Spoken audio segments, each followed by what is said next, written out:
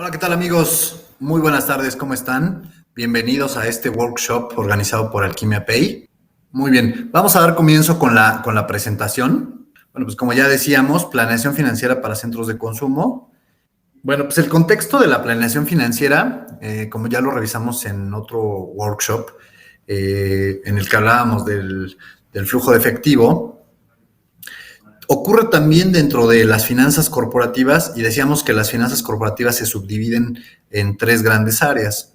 Esas tres áreas son la evaluación de los proyectos de inversión, la evaluación de la estructura de financiamiento y, por último, la administración del capital de trabajo, que es en el contexto en donde nos encontramos al momento de realizar planeación financiera. Por un lado, vamos a retomar el tema.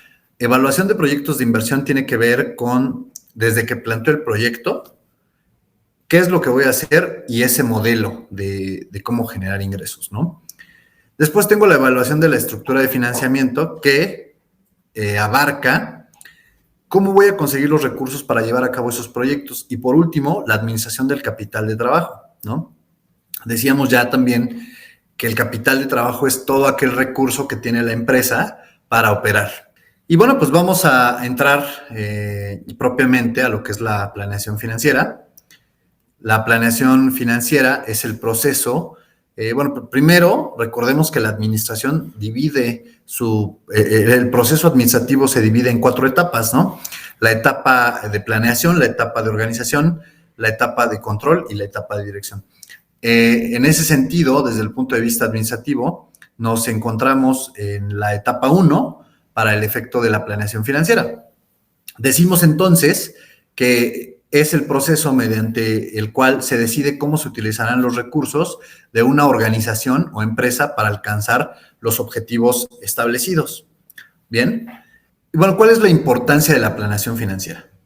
La planeación financiera es una herramienta importante para las empresas, especialmente porque ayuda a tener un plan, ¿no? Una hoja de ruta que nos irá marcando pautas al momento de tomar decisiones. Es decir, si yo sé que tengo ciertos recursos o que en algún momento de no sé, del tiempo de la operación de la empresa voy a quedarme sin recursos o voy a necesitar conseguir recursos de otra forma, pues tengo que ir previéndolo desde la etapa de planeación. Ahora bien, la etapa de planeación se puede entender también desde la perspectiva de empresas que están por crearse, de negocios que están más bien ideas que están por implementarse ya en forma de negocios o para negocios en marcha.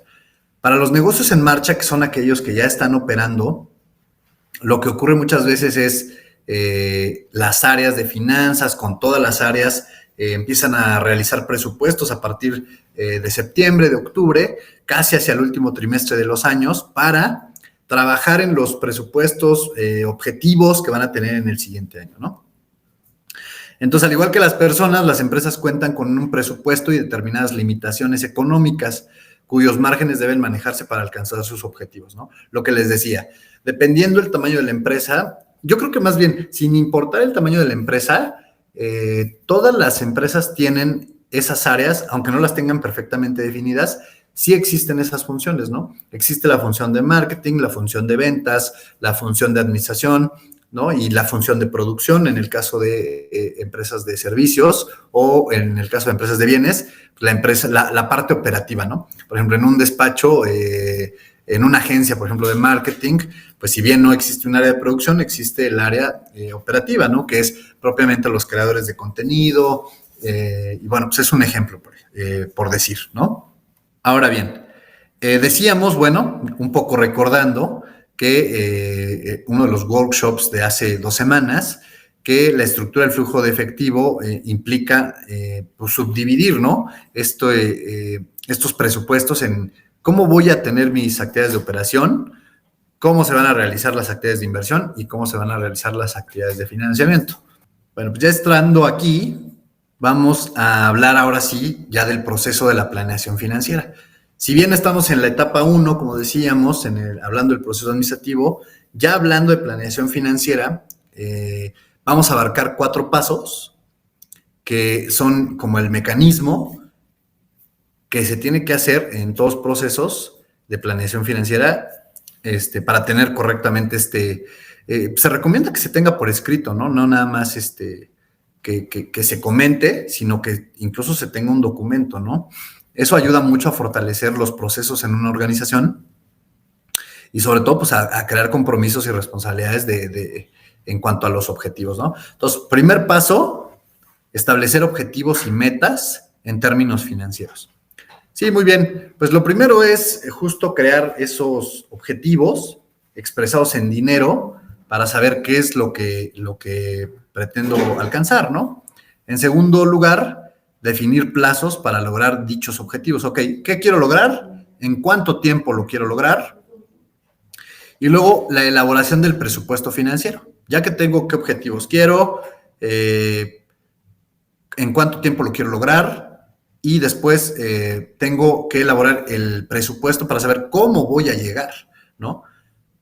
Y por último, en el paso 4, tenemos que pues, elaborar un FODA de tus presupuestos y proyecciones.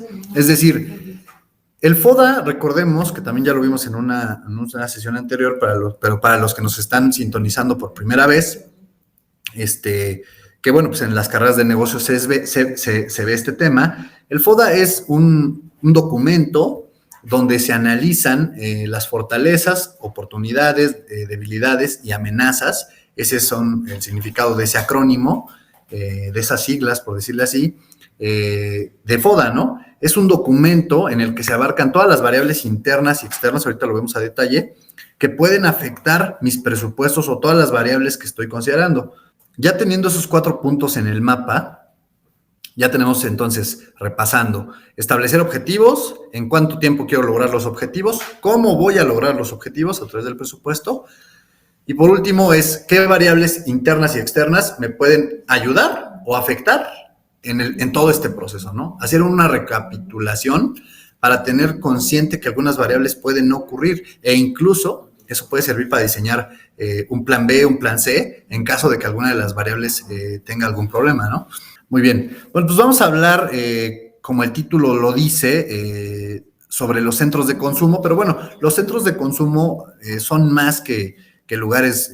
Aquí vamos a poner el ejemplo de un negocio de comida en cualquiera que sea el formato, ¿no? Ya sea que sea un local físico, por ejemplo, un restaurante, estos modelos nuevos de negocios que son las dark kitchen, que con las aplicaciones han surgido, que son propiamente lugares que no están abiertos al público, pero que en el momento en el que se hace un pedido, pues empiezan a trabajar y tienen los pedidos listos, ¿no?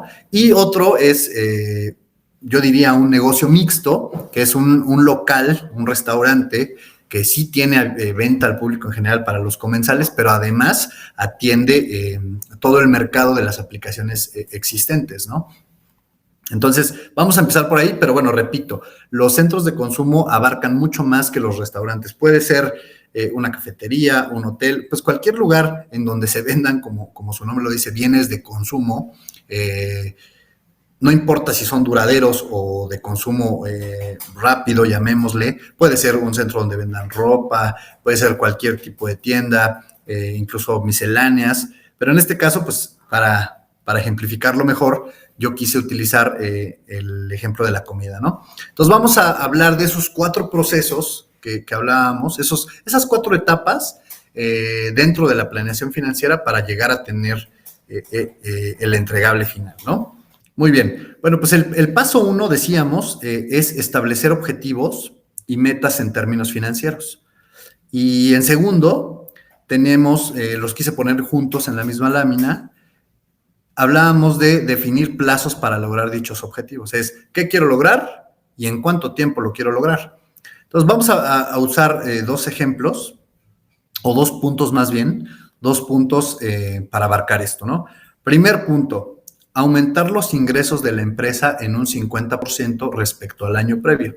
Entonces, eso es importante, ¿no? Siempre que quiero comparar o hablar de crecimiento porcentual, que técnicamente se conoce como una tasa de crecimiento, si quiero hablar de un 50, un 10, un 5, un 15%, siempre tengo que saber contra qué periodo, ¿no? Muchas veces se utiliza el año previo, pero, por ejemplo, en negocios de comida, como muchos negocios son estacionales. Estacional se refiere a aquellos negocios en que en cierta época del año pues venden más o venden menos, ¿no? Por ejemplo, hablemos de, no sé, a lo mejor un negocio en el que su especialidad, por ejemplo, se me ocurre, ¿no? Los chiles en nogada, por ejemplo. Y bueno, pues los chiles en nogada tienen una temporada, ¿no? Podríamos llamar que esa es la parte estacional. Entonces, no sería correcto medir en ese negocio lo que se vendió, por ejemplo, suponiendo que el mes, no me acuerdo qué mes es, pero suponiendo que en mayo, no sería correcto comparar las ventas de noviembre contra las ventas de mayo, porque por supuesto que va a haber una distorsión numérica que por aspectos de la estacionalidad me va a dar una distorsión muy grande, ¿no? Lo correcto es hacerlo, pues, periodo con periodo. Y eso se hace en muchos negocios, no solo el negocio de la comida, se hace en muchos de los negocios de consumo, en la ropa, por ejemplo, pues en la ropa, en la época de invierno, por supuesto que las tiendas venden más chamarras que en las épocas de verano y viceversa, ¿no? Entonces es importante considerar, definir los periodos contra los que voy a hacer las comparaciones. Pero bueno, en este ejemplo decimos que simplemente quiero vender o quiero aumentar los ingresos en un 50% respecto al año previo. En ese sentido, pues, ¿qué estrategias puede utilizar un restaurante? Yo puse algunos aquí. Primero, elevar el ticket promedio. El ticket promedio se define como pues el monto que pagan las personas, el promedio de las personas que llegan al lugar. Por ejemplo, en el restaurante, todo eso en los negocios muy grandes, cualquier negocio de comida rápida de gran cadena tienen muy bien medido estas situaciones. Por ejemplo, si en ese negocio de hamburguesas que les comenté, si llegan y piden un refresco y una hamburguesa, pues ya ellos ya saben que el ticket promedio de todos es de, no sé, 300 pesos. Y una de las estrategias cuando quieren aumentar los ingresos es elevar ese ticket promedio, ¿no? ¿Cómo vamos a aumentar ese ticket promedio? Bueno, pues ahorita vamos para allá. Después, llenar lo más posible cada sucursal, al menos al 75%. Eso tiene que ver un poco con un concepto también que se llama capacidad instalada. Lo correcto sería tener la capacidad instalada necesaria para atender a mis clientes. No estar sobrados, ni estar, es decir, que no tengamos lo suficiente, pero tampoco tener de más, porque eso significaría que estamos perdiendo dinero. Entonces, una sucursal o un restaurante, un local, el que sea, que no está trabajando al 75% de su capacidad durante la mayor parte del tiempo, realmente está perdiendo dinero y difícilmente va a poder llegar a sus metas de incrementos de ingresos respecto de un periodo a otro, ¿no? Entonces, ¿qué tenemos que hacer? Pues trabajar en esa atracción de clientes hacia la sucursal para trabajar lo más cercano al 100% de la capacidad instalada. Yo puse aquí que al 75%, supongamos que este restaurante ha venido trabajando, pongamos un ejemplo, tiene 20 mesas y está trabajando normalmente siempre con 10 personas, con 10 mesas ocupadas. Eso quiere decir que está trabajando al 50% de su capacidad instalada. Si yo quiero aumentar los ingresos, pues tengo que meterle más gente, ¿no? Y no solo eso. Además, para hablando de los negocios que son dark kitchens o que trabajan en el modelo híbrido de comensales y de aplicaciones, podemos aumentar el número de pedidos y o reducir el tiempo de estancia del cliente. Suponiendo que, hablemos primero de la parte de las aplicaciones. Aumentar el número de pedidos, ¿cómo lo hago? Pues en las aplicaciones siempre existen botones que permiten mejorar la exposición del establecimiento. Claro que eso tiene un costo que tiene que ver con la publicidad, porque más personas lo van a ver, porque va a aparecer mejor posicionado. Este es un concepto muy de las redes sociales y de los buscadores en internet, que pagas por la mejor posición, ¿no? El costo por clic, el costo por adquisición de clientes, le llaman los expertos en ese medio, pero básicamente es procurar lo más posible aumentar el número de clientes. Y para los negocios tradicionales, hablando de una empresa que trabaja al 100% o muy cercano al 100% de su capacidad instalada, ¿qué tenemos que hacer? Pues provocar una mayor rotación de las mesas, ¿no? ¿Esto cómo lo logramos? pues reduciendo el tiempo de estancia del cliente. Esto tiene que ver pues con muchas cosas, mejorar la parte operativa de todo el equipo hacia el cliente, procurar revisar todos los procesos desde que el cliente ordena, cómo se prepara el alimento, en cuánto tiempo llega a la mesa, y básicamente incluso hablar de porciones, que son estudios que, aunque suene muy maquiavélico, están ahí en los negocios para provocar justo esta rotación, menor estancia. Y no sé si a ustedes les ha pasado, pero hay restaurantes a los que uno va y de repente está las personas que están atendiendo ahí, se le ofrece algo más, llega un punto donde como que te incomodan, pero ciertamente pues es una estrategia para decir, si no vas a pedir nada, pues ya desaloja la mesa, ¿no? Y es una manera sutil de provocar menor estancia del cliente. No quiere decir que se apliquen todas a la vez, porque también posiblemente hay restaurantes que su target es justo las personas que quieren llegar a conversar mucho, ¿no? O mucho tiempo, o llegan a juntas de negocios. Pues a lo mejor ahí no se provoca mayor rotación de las mesas, pero se eleva el ticket promedio. ¿Y cómo se eleva el ticket promedio? Pues aumentando los precios, ¿no? Que ahorita lo vemos en el segundo punto. Y por último, pues mejorar la mercadotecnia y la promoción. Si se pueden dar cuenta, en este primer punto tenemos un objetivo que es aumentar los ingresos de la empresa en un 50% respecto al año previo, y tenemos puntos que a esos les vamos a llamar metas. Las metas son, digamos, los objetivos particulares, y el objetivo general es a lo que quiero llegar a nivel global. En segundo lugar, tenemos el punto de aumentar el margen de utilidad en toda la línea de platillos en máximo 3 meses.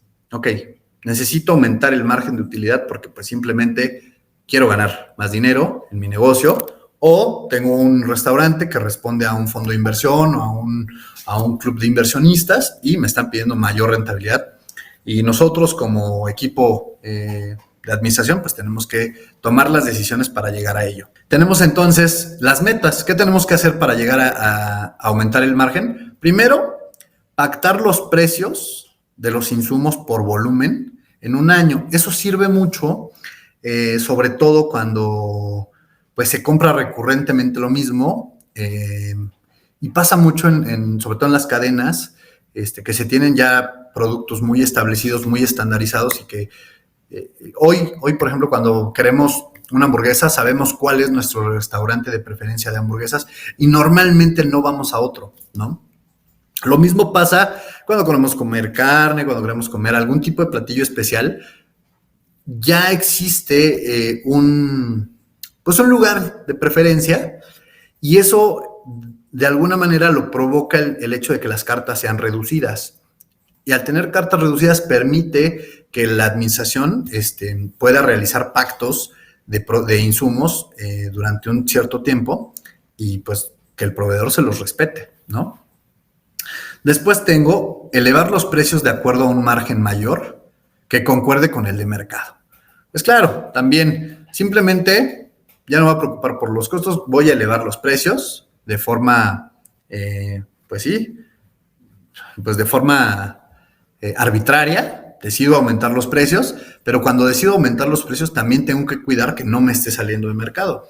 Porque, pues dentro de los estudios económicos que se hacen previos al establecimiento de precios y de negocios, existe uno que se llama el estudio DAP, que son los estudios de disposición a pagar. Y pues si una persona ya está de alguna manera parametrizado que por cierto artículo, o en este caso platillos, que por cierto platillo están dispuestos a pagar, no sé, hasta 500 pesos, y por alguna razón yo me salgo de ese precio, pero no, mi propuesta de valor no se alinea con lo que percibe el cliente, pues simplemente no voy a tener los comensales que estoy esperando. A lo mejor la calidad no corresponde con el precio que estoy estableciendo, y pues simplemente voy a perder mercado porque las personas van a preferir a comer a otro lado que al mío, ¿no? Y también otra de las estrategias que se logra mucho es trasladar el precio de extras al cliente, ¿no? Todo lo que son complementos, algún agregado extra, todos los extras, pues siempre normalmente yo he ido a varios lugares donde las cartas están ya separadas, ¿no? Si tú lo quieres con un extra, pues ya te cuesta más, pero el precio base del platillo ya es uno y el complemento ya te lo venden aparte. Eso ayuda mucho a aumentar el margen porque es un costo que va asociado al platillo principal, ¿no? Entonces, bueno, pues esas serían 2 puntos que son ejemplos. ¿Qué quiero lograr? ¿Cuáles son mis objetivos? ¿Cuáles son mis metas? ¿Y en cuánto tiempo? ¿No? En el primer punto, quiero aumentar el 50% de mis ingresos respecto al año previo. Y eso quiere decir, ¿cuál es el tiempo ahí? Pues un año, porque la manera correcta de medirlo, si estoy midiendo el resultado del ejercicio previo, eso quiere decir que de enero de 2021 a diciembre de 2021 tuve ciertos resultados y en el siguiente periodo, que es de enero de 2022 a diciembre de 2022, tengo un año y tengo que trabajar respecto a ese tiempo, ¿no? Y en el segundo punto, ¿qué quiero hacer? Aumentar el margen de utilidad en toda la línea de platillos o el margen de ganancia en un máximo de 3 meses. Ahí tengo muy claro que en 3 meses tiene que estar operando ya todos estos objetivos para lograr aumentar el margen. Adelante, Julieta. Oye, mira, más que propuesta, tengo una pregunta. Ahorita, bueno, estamos en tiempos económicos un tanto volátiles, ¿no? Entonces, creo que el factor de la inflación, pues es súper importante tomar en cuenta. Claro. ¿Cómo logras una planeación, pues, más acertada sin salirte del mercado y que te genere además ganancias? En este punto que decías, por ejemplo, de pactar precios por volumen en un año, pues sí resulta a lo mejor un poco complicado, ¿no? Eso es importante. Gracias, Julieta, por tu pregunta. Ese punto está considerado en las 2 láminas que siguen, pero lo voy a tratar de responder desde ahorita. Respecto a pactar precios, hay algo que los especialistas en finanzas le llaman la estructura de costos. La estructura de costos está integrada por costos directos, por costos fijos, por costos variables. Dentro de todo ese catálogo de costos, por supuesto, como bien señalas, hay costos que son tan volátiles en el mercado que no puedo realizar un pacto. Pero hay otros, y sería explorar, claro, en un catálogo, qué costos sí puedo definir. Por ejemplo, el costo de la renta donde está el establecimiento. Normalmente esos costos se pactan incluso a 3 años o 5 años, ¿no? Para establecimientos de esa naturaleza. Ahí, ese costo probablemente represente un 40% del total de los costos, ¿no? Los demás son costos variables, por ejemplo, los platillos. Hablando del costo de la renta, es un costo que impacta en los márgenes globales de ganancia de la empresa. Entonces, claro, tienes razón, hay cosas que no se pueden pactar aunque se compren por volumen, pero hay otras que sí.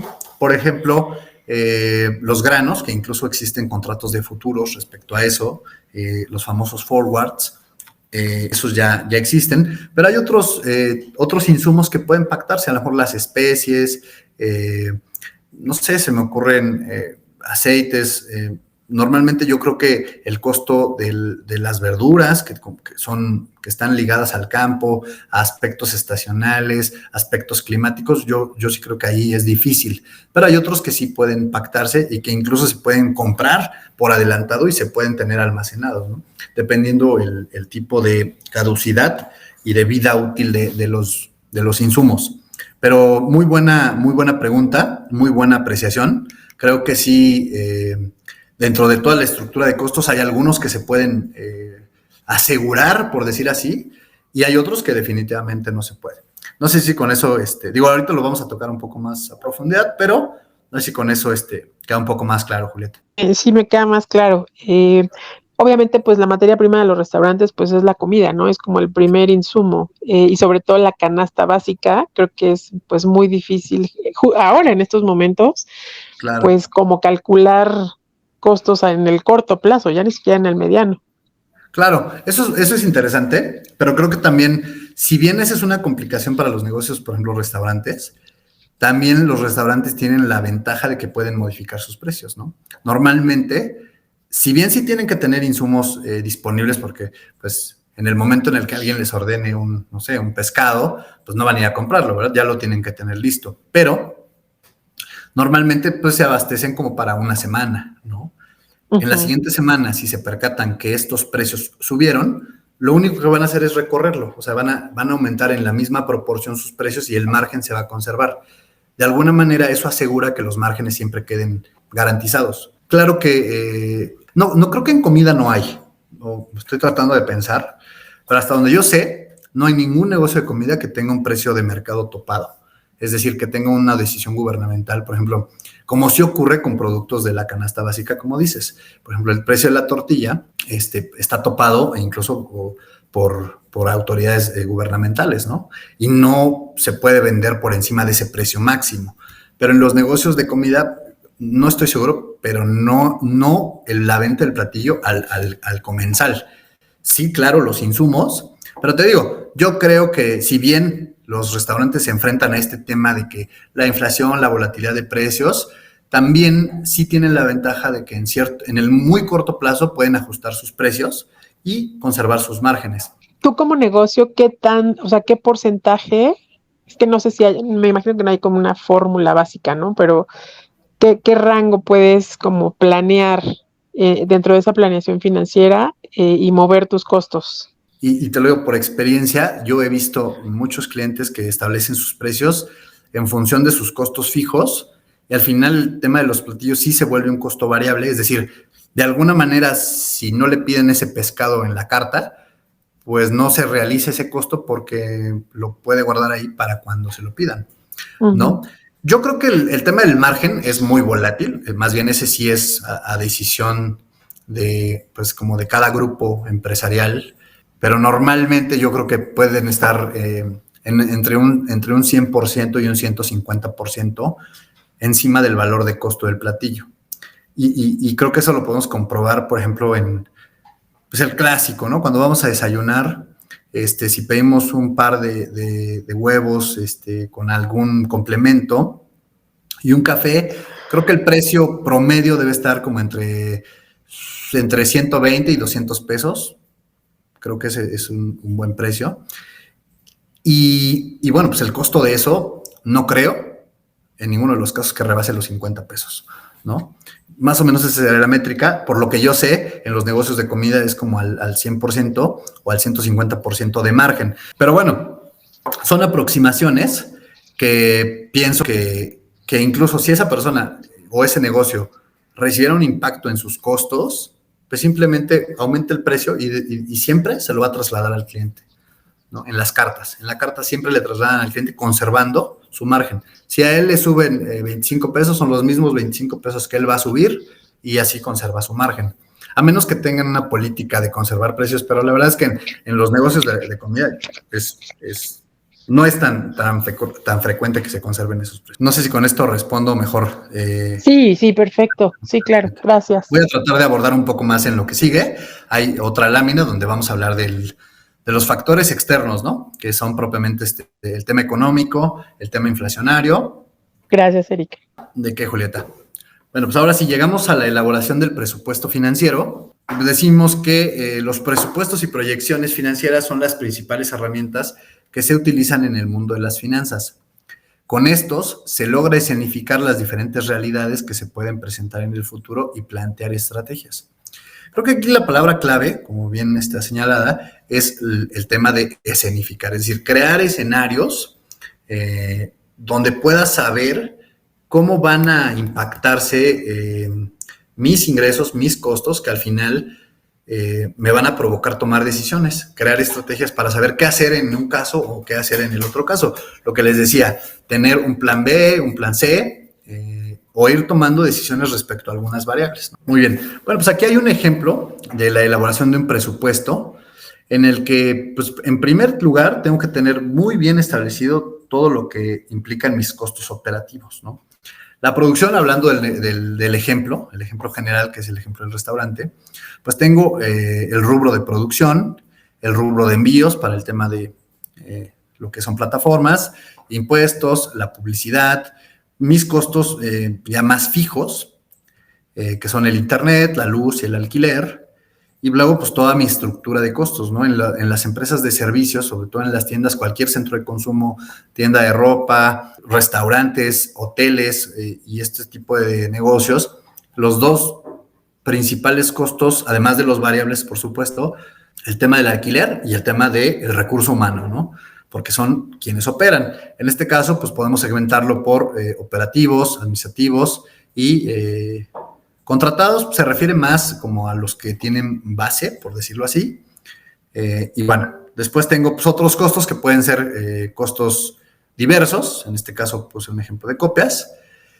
Y lo importante es, en cuanto a costos, tener una métrica, una hoja de trabajo, le podemos llamar a esta parte de la columna A la columna D, se configura muy bien una hoja de trabajo en el que, por un lado, yo digo, ¿sabes qué? Este es mi plan, esto es lo que yo estoy planeando, y al final de meses, ¿cuánto fue en realidad? Pues fue tanto. Voy a tener una columna de diferencias y en base a esas diferencias voy a empezar a trabajar en cada variable. Si los costos operativos aumentaron considerablemente en la realidad respecto a lo planeado, pues hay que entender por qué. ¿Por qué? En cualquiera de las variables, ¿no? Lo mismo con los costos de producción y básicamente con todos. Ahora, del otro lado, tenemos la hoja de trabajo, mismo caso, de los ingresos. Es decir, ventas, por ejemplo, aquí ya está ventas de producto SKU. O sea, el SKU es el código que se le asigna a cada producto. Y bueno, pues tengo ahí ventas de producto, de distintos códigos. ¿Cuánto pienso vender, no? Porque eso es muy importante. Ahorita lo vamos a tocar un poco, pero lo vamos a ver más a profundidad en el siguiente workshop, que vamos a hablar de las 5 claves para iniciar con el pie derecho tu negocio. Pero básicamente, determinar cuánto pienso vender, o más bien, ni siquiera cuánto pienso, cuánto necesito vender de acuerdo al punto de equilibrio para lograr cubrir mis costos y poder hacer rentable el negocio y obtener utilidades para los accionistas, ¿no? Que al final, pues ese es el fin último de las empresas, ¿no? Si bien hay muchos objetivos empresariales como dar empleo, mejorar las condiciones económicas del país, ser sustentables, respetar el medio ambiente, el fin último de las empresas, pues es obtener utilidades para los accionistas, ¿no? Para los dueños. Y si es mío, pues porque claro, quiero ganar más dinero. Además de todos los objetivos y todos los demás que ya mencioné. Pero bueno, con esto yo puedo saber ya cuántos productos espero vender del código 1, cuántos del código 2, como les decía, para llegar a mi punto de equilibrio, y también para analizar un poco cuánto es lo que se desvió de la realidad y obtener esa diferencia, por supuesto. Después tengo el tema de intereses ganados, que son ingresos no operativos, es decir, en el caso de que tenga algún préstamo o algo así colocado, el tema de comisiones, inversiones, franquicias, si es un negocio de comida que ya está franquiciado, pues ya también se puede cobrar una regalía o cobrar una licencia por el uso de esa franquicia, ¿no? Y pues al final voy a tener un resumen de cuánto fue en total en cuanto a los ingresos que yo tenía planeados, los costos planeados, cuánto tengo en margen, que es la diferencia entre ingresos y costos, y cuál fue la realidad, qué tan separado, qué tan alejado está el resultado de lo planeado, porque también esa diferencia puede ser positiva, es decir, mi resultado real es que obtuve mucho más de lo que planeé, y eso tiene que ver mucho con el tema de escenarios, ¿no? Lo que decíamos, que al final ese es el objetivo de la proyección, establecer escenarios. A lo mejor estoy analizando un escenario que fue muy conservador, pero también podría hacerlo con un escenario muy pesimista o muy optimista. A lo mejor me fui muy conservador y realmente la capacidad instalada que tengo, mi modelo de negocio, mi marca, mi producto mismo es muy fuerte y muy atractivo para el mercado. La gente está muy dispuesta a pagar y esto se salió de los presupuestos, es decir, fue muy positivo, pero la realidad quedó muy alejada de lo planeado, porque en la proyección, en el presupuesto me fui muy conservador y tengo una diferencia muy positiva, ¿no? Eso también pues hay que analizarlo porque qué decisiones voy a tomar para controlarlo, porque muchas veces el crecimiento desmedido también provoca problemas en la operación de una empresa, ¿no? Sobre todo en el tema de quejas, porque a veces empiezan pues ya las ineficiencias cuando los crecimientos son muy, muy rápidos. Entonces hay que tener controlado ese tema. En cuanto a la elaboración del FODA, de los presupuestos y proyecciones, Vamos a hablar de esta herramienta que ya mencionábamos al principio. Y pues nada más para regresar y esquematizarlo, el FODA es esta herramienta que también se sugiere tener por escrito y que se puede abordar en las juntas corporativas respecto a abordar el tema de fortalezas, en qué el negocio es muy fuerte o cuáles son sus mayores puntos virtuosos.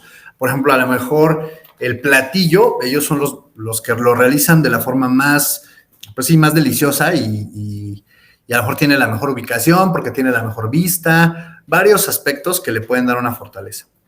Después tenemos el tema de debilidades, que es, ok, ¿cuál es el punto a lo mejor en el que no es bueno? Si es un negocio en marcha, pues a lo mejor porque ya alguna vez tuvo un problema, se quedó en la mente de los consumidores y pues generalmente ya tiene problemas en el retorno, ¿no? del cliente. Y las que están del lado izquierdo, ya vemos que son los aspectos que son inherentes, propios a la empresa. Se conoce que son como los temas internos. Y del lado derecho tenemos dos aspectos que son las oportunidades y las amenazas. Las oportunidades, por un lado, son las cosas en las que hay mucho campo para desarrollar el negocio. Por ejemplo, a lo mejor tengo un negocio que está introduciendo un platillo con un nuevo sabor y que no tengo competencia. Pues es un mercado virgen, un océano azul, como le llaman los mercadólogos, y puedo explotarlo muy bien porque voy a ser pionero en el mercado, ¿no? O ya existen unos, pero los que están ya tienen problemas, tienen malas referencias, probablemente no han empleado los mejores insumos y ya las personas ya no están tan contentas. Entonces hay una oportunidad en el que llegue un nuevo competidor, un nuevo participante al mercado y atienda a todos esos clientes que están insatisfechos. Esto no tiene nada que ver con negocios de comida, pero eso es un poco el objetivo de las fintech, ¿no? Hablando de Alquimia Pay, que es quien organiza este workshop. Alquimia Pay es una empresa que está aprovechando la oportunidad de un sector de clientes, de un mercado potencial que no está contento con la banca tradicional existente por diversos temas, y pues llega como un nuevo participante de mercado, no solo Alquimia Pay, sino muchos, y llegan a tratar de atender ese mercado que está insatisfecho, ¿no? Bueno, pues regresando al ejemplo de los restaurantes, tenemos el tema de amenazas. Es decir, como bien lo decía Julieta, pues tenemos el tema de la inflación, el tema económico, el gobierno. ¿Qué factores a considerar tenemos en el FODA? Bueno, pues tenemos la información del comportamiento del consumidor, que esa pues tiene que ser mía, porque yo previo a poner un restaurante, pues tengo, o incluso ya operando un restaurante, tengo que conocer a mi cliente, ¿no? Desde que llega y se siente en mi mesa, qué es lo que le gusta, cuáles son los 5 platillos más pedidos, cómo voy a recortar mi carta, o si es un negocio nuevo, ya conocí o ya tengo mi target de mercado, ya tengo al público al que quiero llegar bien definido, cómo me voy a acercar a él, ¿no?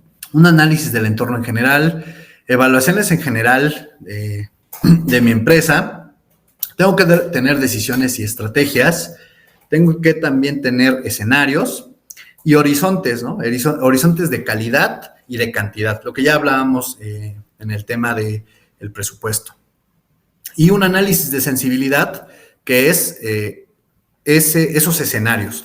Es decir, si de repente me aumenta mucho un precio de un costo, de una de mis partidas de costo, ¿cómo se va a afectar mis escenarios, ¿no? ¿Qué tan sensible es la compra de mi producto en función de los precios? Si yo aumento el precio un 20%, ¿el cliente va a seguir dispuesto a pagar por él o se va a interrumpir? Eso va a ser importante, ¿no? Y externos, pues definitivamente el tema de la economía, pues en todos los rubros, ¿no? Porque economía, pues no solo abarca el tema, como decíamos, de la inflación, sino tiene que ver con sectores económicos que a lo mejor entra una regulación para, no sé, a lo mejor para cafeterías, porque no pueden vender café importado de China, porque se detectó que en China se regaron los campos de cultivo del café con algún tipo de agua tratada que tenía una bacteria y ahí ya hay un tema porque eso va a impactar a los precios, ¿no? O que ya lo acabamos de vivir, ¿no? Con el tema de la pandemia. Decisiones gubernamentales que tienen que ver con prohibiciones o con estímulos que pueden provocar una mayor explosión de ciertos sectores, ¿no? Por ejemplo, ahorita el tema que está muy apoyado es el tema del turismo, el tema también de la competencia, lo que ya decíamos, cómo se está comportando mi competencia, qué estrategia se está utilizando, cómo está parada la competencia respecto al mercado y respecto a los consumidores. Después tengo el tema de la inflación, que es un tema súper importante en cuanto a expectativas de crecimiento, determinación de precios al consumidor y pactos de costos en cuanto a las compras, ¿no?